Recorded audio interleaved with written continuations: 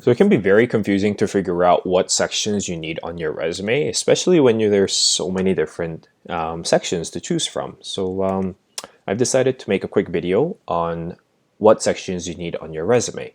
You might have heard of all these different sections: the header, the leadership, your skills, about the summary, work experience, your references, and education, objectives. And it's just so overwhelming when there's so many different sections available, and you're probably wondering, what do I do with all these different ones?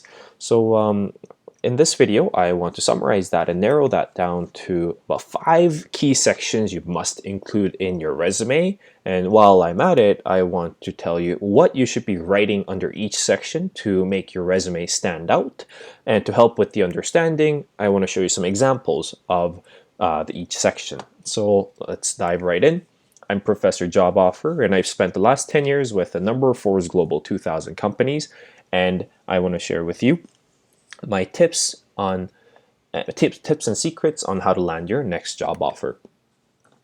So the first things first, you need to have a header, and header goes on top of everything else, and this is where you have your name and contact info, because header is used by the readers, usually the hiring manager, to identify you very conveniently. So here are some samples. You want to have your name, your contact info, and depending on what you want to highlight, you can include your personal website, which may have some of your references as well, of your portfolio, and if you want to, you can also include your LinkedIn. And because there's so many different headers available, I have a video on the secrets behind designing a clean-cut resume headers using 7 different samples and seven different samples and fonts. So be sure to check that out if you're a little confused on how to design your header. Another section you should have on your resume, or you definitely need to have on your resume, is the summary. And summary, sometimes called a summary of skills as well. And this is where you highlight your skills, experience, and achievements in about 2 to 5 lines. And there's a few different formats that you can use for this. One of which is to use a short paragraph like this student did. So they highlighted their achievements by sharing how much scholarship money they received. Also, they highlighted their experience and mentioned that they went on an international exchange and an internship. And lastly, they're emphasizing their skills in communication to demonstrate what they can bring to the company. Here's another example of a summary, and this is from a working professional. And this person demonstrates their achievements using numbers of what they achieved in their current and previous work experiences, and at the same time they're highlighting their skills and their skills in organization and making guidelines for the users. And I am working on a video on how to write memorable and impactful summary, so stay tuned for that. Another section you must include on your resume is the education, and pretty straightforward. This is where you have all the information about your studies, your GPA, your courses, maybe some of your achievements or extracurricular activities. This may be a bit overwhelming because you spent at least 4 or more years in your university. And if you're confused on how to put together your education section, I actually have a line-by-line video on how to write your education section, and I show you how to create your education section to look like this, starting from the very top where you have your degree, all the way down to your GPA, your awards, courses, and down to your activities. Here's another example. So be sure to check that out if you need some help on how to write the education section so it looks outstanding like this. Okay, and you have your work experience section, and this is a critical section for an experienced hire, especially for experienced hires. And this is where you have your information about your work experience. So of course, this includes your responsibilities and achievements.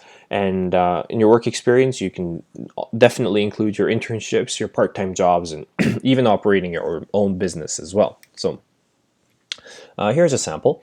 And yeah, this person was in fact a cashier at a McDonald's restaurant. But even if you're working a part-time job, you still have your responsibilities that you need to fulfill. And that's what they kick off with, followed by their achievements on some of the accomplishments that they had while working at McDonald's as a cashier. And here's another example. This one comes from a more professional background of somebody who was a brand relations specialist, and lists their responsibilities, what they were responsible for, and highlights their achievements using numbers. So yeah, I will also have a video on how to write some butt-kicking work experience coming up soon. Another section I strongly recommend you have on your resume is your leadership and extracurricular activities. I kind of bundled them together because there's a lot of overlap. So under this section, you want to include any of your extracurricular activities from your education, such as your student clubs, or if you are part of the school athletics team, or if you have graduated, a while back, and if you participated in any kind of outside of work activities, such as sports groups or volunteering or music groups. This is where you want to include your responsibilities and achievements in those activities. So here's an example. So this individual was a volunteer at the 2018 Winter Olympic Games, and they highlight their responsibilities on what they did on a day-to-day basis as a volunteer, and also highlight some of their achievements using numbers. And here's another example.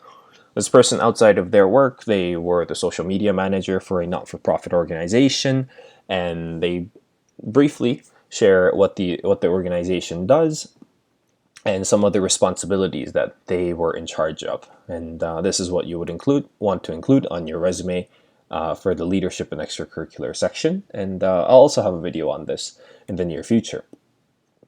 Lastly, you want to have your hobbies and interests, because this adds a lot of character and color to your personality.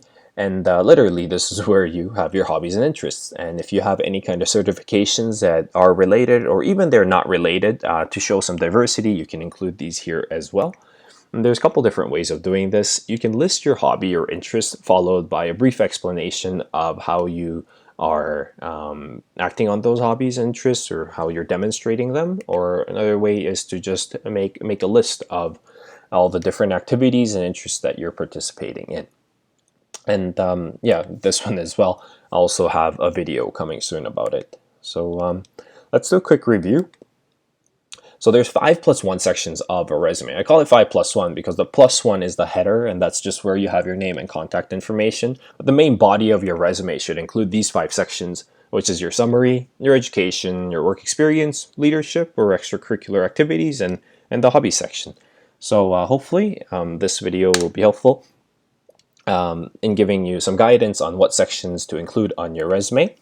I am Professor Job Offer, and I'm here to help you land your next job offer. Thanks for watching.